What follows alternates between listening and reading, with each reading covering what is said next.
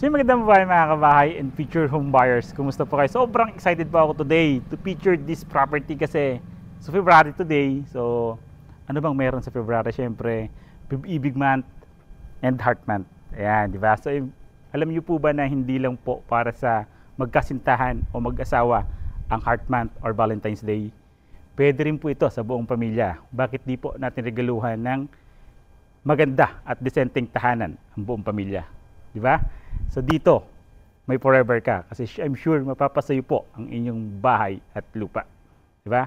And aside from that, syempre, Ibig Month, may puso din po si developer. May promo po tayo this month from February 1 to February 29 na 30,000 discount sa down payment natin. And may libre ka pang e-bike, di ba? Paglipat ng buong tahanan, may libre ka pang e-bike. Tara, sabay-sabay tayo mag-house tour.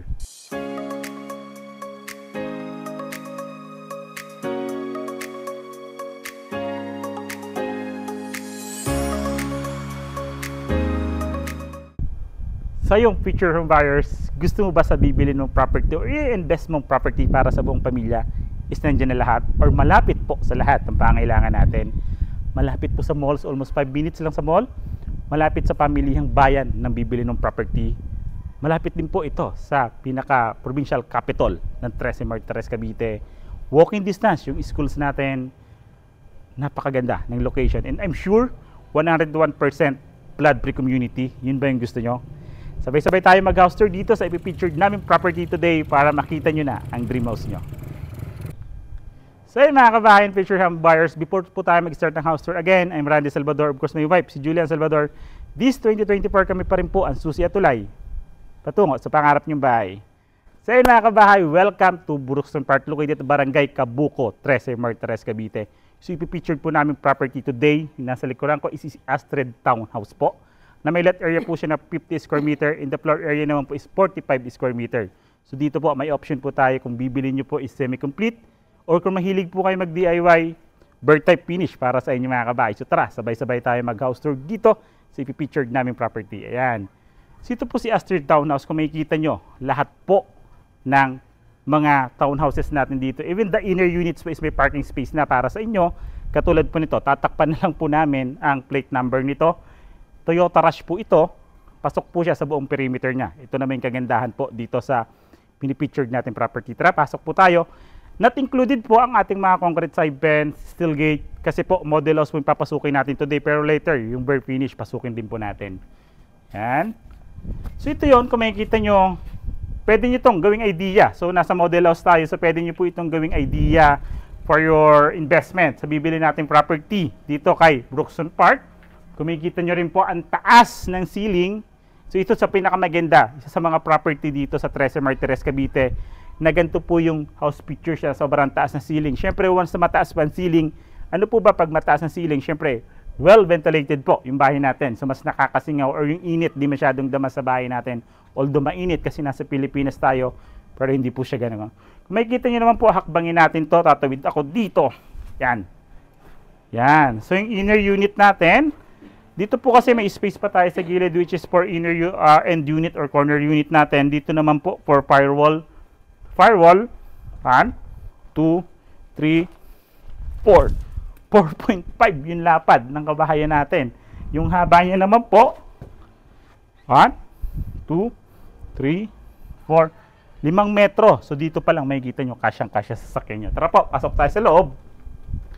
Pagpasok nyo po dito, makikita nyo medyo naka-expand na po yung frontage ng bahay natin sa taas, which is maganda kasi meron na po tayong protection for the, umuulan, meron na tayong initial protection sa ating pintuan and sa ating bintana. Yan, solid wood panel din po yung ating pintuan dito. May deadbolt lock set na rin po siya during the turnover. Yan. So yan, this is our model house. Check natin kung may ilaw. So wala pa po. So ayan, huwag mong isara misis, baka madilim. Yan. So this is our model house po, dito sa Astrid Townhouse. So katulad pa na sabi ko, semi-complete finish turnover po. Once we say semi-complete finish turnover po, without tiles, painted po yung wall, painted yung ceiling, may partitions na po. Once bare finish turnover naman po, wala pong partitions, pero painted na po yung wall, wala rin pong tiles. Diba? Pwede po kayo mamili doon. Magkaiba din po yung price between the semi-complete and the very finished turnover po. Yan. So this is our living area. Pagpasok natin ay yung living area natin. Then, yung bintana natin dito is sliding windows. Anong kagandahan dito sa sliding windows natin or dito sa in-offer natin? May screen window na po. Yan. So, may screen window, may protection na tayo sa mga insekto dito. Like for example, naka-fully open yung bahay natin. So, pagpasok naman natin dito sa part 9 is a living area. Dito naman sa parte na to, nandito nakalagay yung 4-seaters natin na dining area. Di ba perfect to? Sa mga nagsisimulang pamilya or kahit may dalawa po kayong anak, tatlo, is perfect pa rin po to kasi ang laki ng bakuran sa harap. Pwede pa tayo mag-expand. Yan, may mga outlets na din po tayo during the turnover. Ang kagandahan po dito, matibay po ang gawa ng bahay. Tingnan nyo, pakita natin, ayun po yung poste. Ang kapal ng poste, ang kapal po ng biga. So, yun naman yung kagandahan dito sa Astrid Townhouse po na pinipicture natin today. Then, kung makikita nyo po, yung kitchen countertop natin, dito po siya nakalocate dito sa may likod natin, which is ito na po siya, ating kitchen countertop.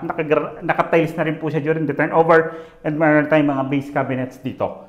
Then, may bintana din po siya rito sa tapat na ating kitchen countertop, which is a sliding window and may screen window na rin po siya during the turnover. And maganda rito kasi may service area pa tayo rito. Chief, good afternoon. So this is our service area naman. Kung makikita nyo, so na pwede natin provision for our laundry area. Like for example, pwede tayo lagay natin dito yung laundry space natin or relocate natin yung kitchen countertop para mas ma-maximize natin yung space ng bahay natin. Ito naman kagandahan dito sa Astrid Townhouse. Very affordable, 13,000 monthly through Pag-ibig Financing. So, di ba, very affordable when in terms of location. Tara po, sa loob tayo. Dito po kay Astrid Townhouse is one toilet and bath po. Ito po yung toilet natin sa baba. Yan. Sa toilet and bath natin, meron po tayong labitinan dito. Pero joke lang, hindi po siya labitinan. So, division po siya ng curtain natin. Complete toilet features na yung lavatory with pedestral, water closet na flush type, single lang po siya, hindi pa ganun ka high-end. Royal third po yan. Soap holder, faucet, and the shower. Then may ventilation din po dito sa bintana. Dito po, kulay brown lang po yung pintuan natin, pero plastic PVC type po yan. Yung hamba natin, plastic din po. Yan. So dito naman po, bago tayo umakit sa hagdan, ito naman isa sa mga highlights natin dito kay Astrid Townhouse is sementado or konkreto na po yung hagdanan natin. Yung mga railings naman po natin is tubular. Alugin natin, wala siyang alog. Isa sa mga matitibay na gawa ng bahay. Tara po, second floor.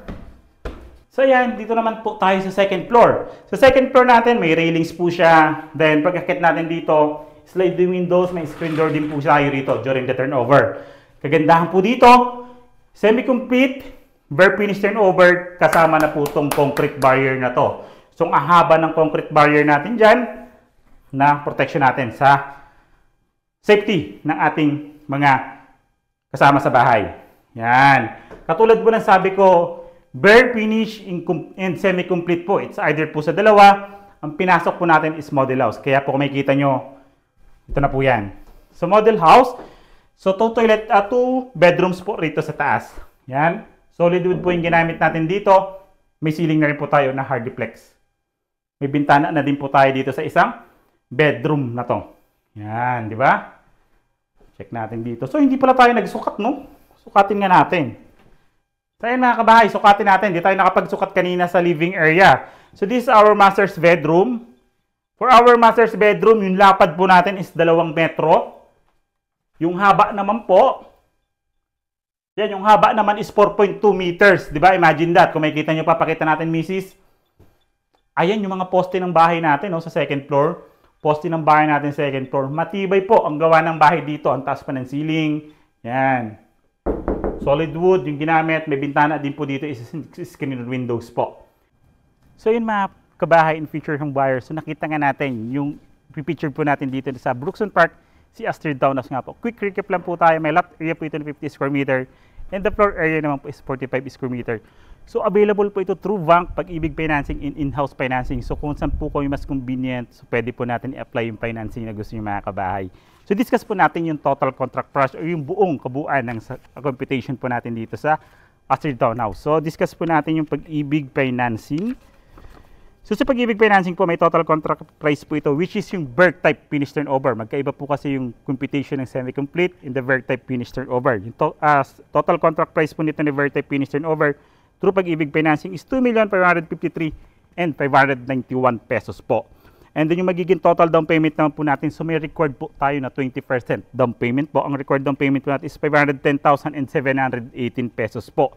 Then the reservation fee naman po is 20,000 pesos po. Ililas naman po yan sa total down payment. Ang kagandahan po niyan dahil kasi Ibig month ngayon, February, araw ng mga puso, or buwan ng mga puso, may discount pa po tayo na 30,000 sa down payment mga kabahay. So yung down payment and yung discount natin na sa reservation in the down payment po, lilas po yan sa total down payment. So magiging net down payment natin is 460,780 pesos po. And yung down payment term naman dahil under pre-selling pa lang po yung property natin, so available po siya hanggang 24 months. So mas magaan, di ba? So magiging monthly amortization natin for the 24 months is 19,196 pesos po. Then once makalipat naman po tayo, once nasa Pag-ibig na po, magiging monthly amortization natin is 13,250 pesos only, di ba? Very affordable when in terms of location, in-offer na amenities or pinipicture natin na amenities dito sa community. Napakaganda. Nandiyan na po lahat ng mga necessities natin. And yung required income naman po natin is 37,000 pesos po. Basic only for the local employed. Yan po. So welcome naman po lahat dito, OFW, seafarer, local employed, yung mga government employers natin. So even the mga freelancers, BAs, welcome na welcome po tayo dito mga kabahay. So ipa-flash lang po namin sa screen yung mga contact numbers namin para mas madali nyo po kaming makontak dito sa pinipictured namin na property today. So pindutin nyo lang po yung like, subscribe, pindutin nyo rin po yung bell button para updated kayo sa mga bagong videos namin katulad nito. Again, I'm Randy Salvador. Of course, my wife, si Julian Salvador. This 2024, kami pa rin po ang susi at tulay patungo sa pangarap niyong bahay. Thank you!